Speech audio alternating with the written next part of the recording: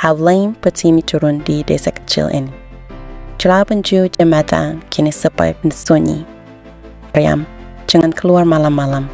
Kamu tahu banyak orang iri dengan kecantikanmu. Tenang saja, Bu. Aku hanya ingin berjalan sebentar ke pasar untuk membeli kain yang terlupa. Aku akan baik-baik saja. Itu Maryam, gadis paling cantik di desa.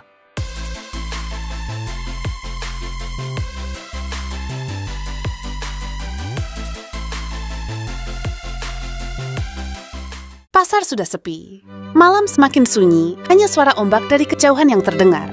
Saat berjalan, aku merasa ada sesuatu yang aneh.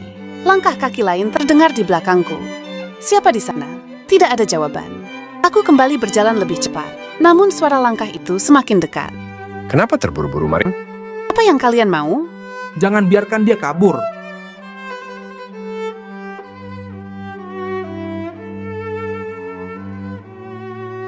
Tolong. Berhenti. Lepaskan aku, ya Tidak ada yang akan menolongmu. Tuhan. Tolong aku. Langit terasa semakin gelap. Dan sejak saat itu, sesuatu yang tidak terlihat mulai terbangun di tempat itu. Aku menemukannya saat subuh. Maryam. Maryam, di mana anakku? Maryam, bangun nak, ayo pulang. Tempat ini sekarang menyimpan sesuatu. Malam pertama setelah kejadian itu terasa sunyi dan mencekam. Tiba-tiba, ia melihat sosok wanita berdiri di ujung jembatan. Siapa di sana? Tanyanya. Wanita itu diam, rambut panjangnya menutupi wajah. Nelayan itu mendekat perlahan. Mbak, butuh bantuan? Wajahnya pucat, matanya kosong. Maryam, tiba-tiba sosok itu menghilang begitu saja. Tidak, ini tidak mungkin. Dia langsung lari meninggalkan jembatan.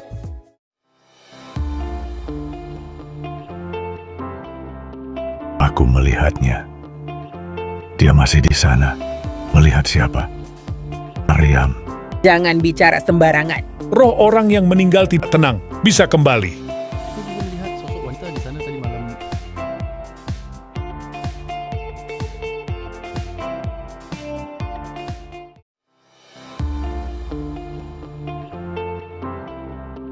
Aku melihatnya. Dia masih di sana. Melihat siapa? Maryam. Jangan bicara sembarangan. Roh orang yang meninggal tidak tenang, bisa kembali. Aku juga melihat sosok wanita di sana tadi malam.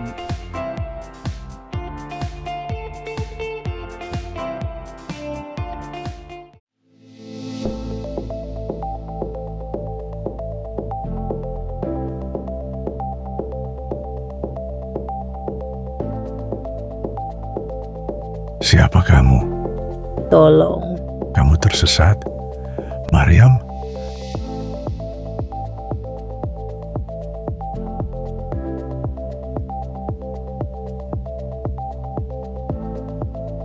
Astaga. Angin bertiup lebih dingin dari biasanya, dan jalan menuju jembatan Ancol benar-benar sepi. Tidak ada satupun warga yang berani melintas. Semalam aku juga melihatnya. Jangan bilang itu.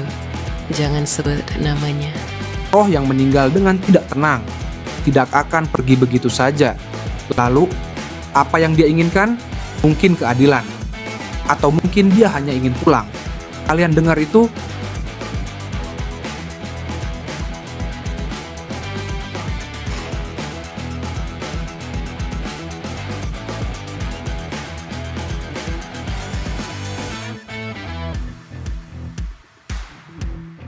Malam semakin larut. Aku baru pulang dari kota dan tidak percaya dengan cerita warga tentang jembatan Ancol. Cuma cerita orang kampung, gumamnya. Saat hampir sampai di jembatan, aku melihat sosok wanita berdiri di tengah jalan. Rambut panjang, baju putih, diam tak bergerak. Mbak, kenapa berdiri di sini? Tolong. Kamu tersesat. Namun saat jaraknya tinggal beberapa langkah, sosok itu tiba-tiba menghilang. Tiba-tiba terdengar suara tangisan dari belakangnya.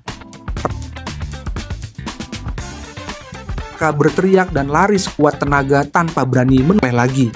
Beberapa hari kemudian, cerita tentang kejadian di jembatan semakin menyebar. Banyak warga mulai mengalami hal yang sama. Dia masih di sana, menunggu. Jenggas lewat Vleshombrand itu saat lembar. Ku sering melihatnya berdiri di ujung jembatan, seperti mencari seseorang. Selama kebenaran belum terungkap, dia tidak akan pernah pergi. Malam semakin gelap.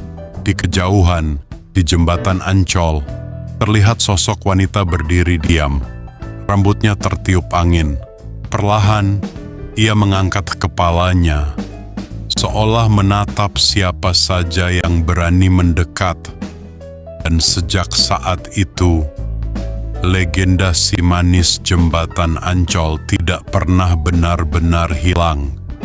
Ia hanya menunggu.